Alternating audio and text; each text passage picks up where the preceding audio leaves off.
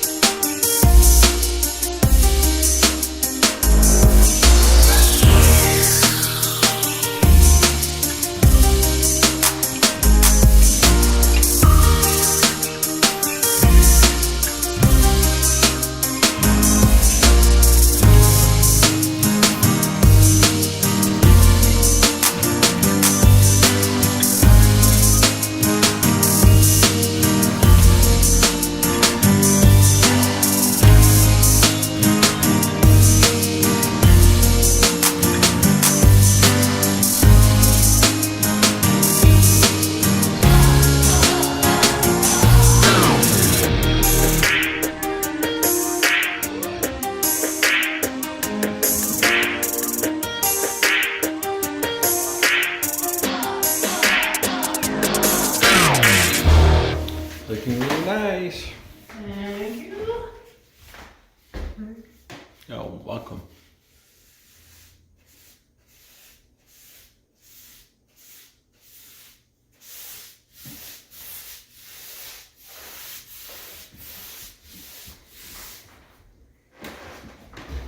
I do like that green. Kind of olivey, bricky green. Oh, didn't make it. Try it again. 1, 2, 3. There we go. I know, right? It's my first time not making it. I don't know how to feel about that. Old age is hard. Yep, I guess so.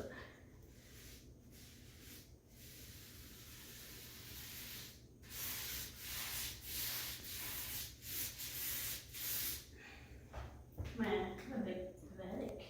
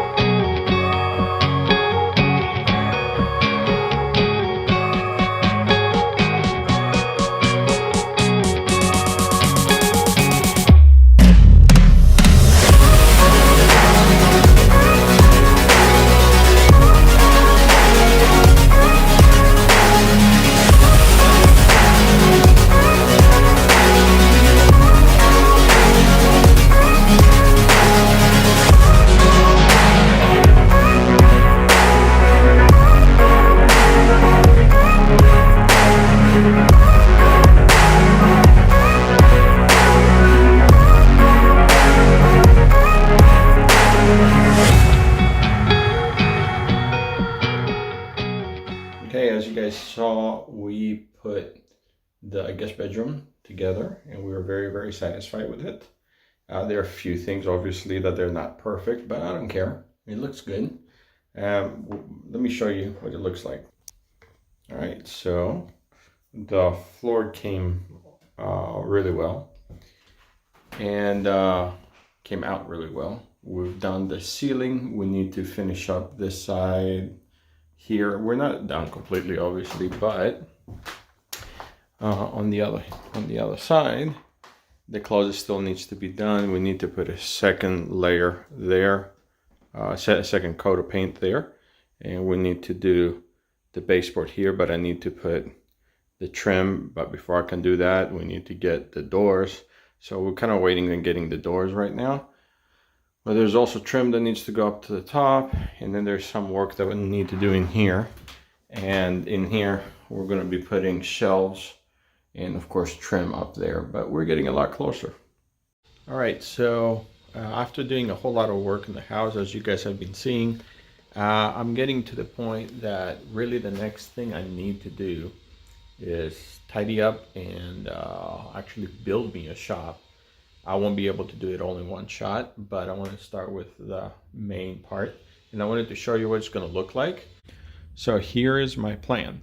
I'm going to be building a bench that goes from that side all the way to right where the door ends when it closes, and it happens to be 12 feet exactly, or maybe a little bit less, I guess. I mean a little bit more. It's 12.4, I think.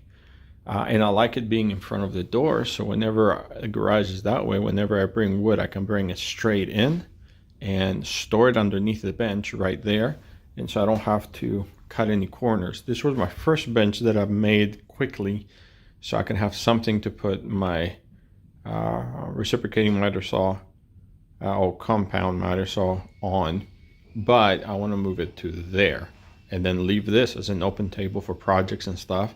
But I might also actually take it out and move it against some kind of wall so the center of the whole shop is open. I don't know exactly how I'm going to do this yet, but I'm going to try. I'm going to start. So you guys are going to be here with me.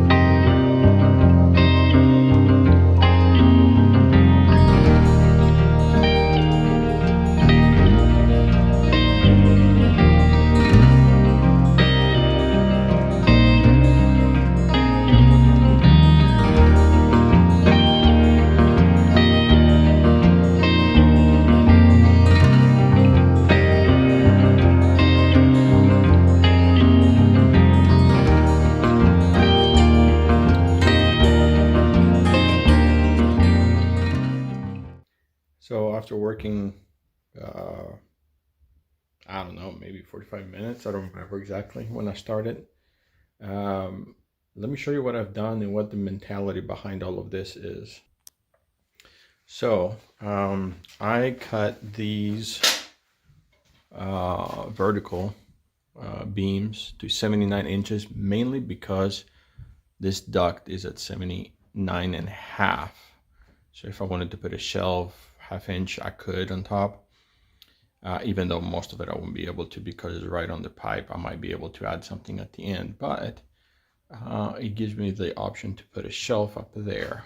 But what I did is I attached it every 4 feet. I put a vertical beam, and in front of it, the height of the counter is going to be 36 inches. And I wanted to, you might have seen that I ended up double cutting these legs because I had forgotten about the height of this. So I cut them at 31 7/8, I think it came out to be, or something like that. And after I did one, I did all the rest of them. And I did, at the 8-foot mark, I did a double one. And I put a 2x4, so spacing, and it's pretty tight, and that's how I like it. So the idea is that now I'll be building the front, and I'll be adding every 2 feet, I think, maybe every 4, we'll see. I'll be adding a 2x4 across for support.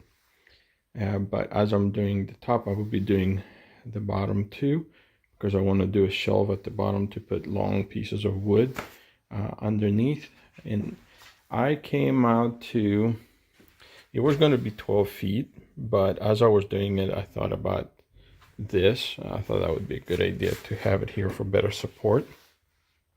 So it came out to 12.1 all the way to here. And if you look at the door, when I open it, still have a little bit of space. That's about 1.5 feet, I would say, maybe a little bit more than 1.5 feet, but that's the idea. So I could go from the garage door and go straight into putting lumber underneath here. And the width of this needs to be the width of this from here to there, mainly because that's how far back my saw goes. And I don't remember what the width of that is, but I measured it, and it's enough to go in there. And this is going to be moving eventually, because the idea is, over time, I would like to continue the bench out that way. I don't know how long, maybe all the way, maybe halfway, I don't know exactly, depends on my needs, but I like that option there.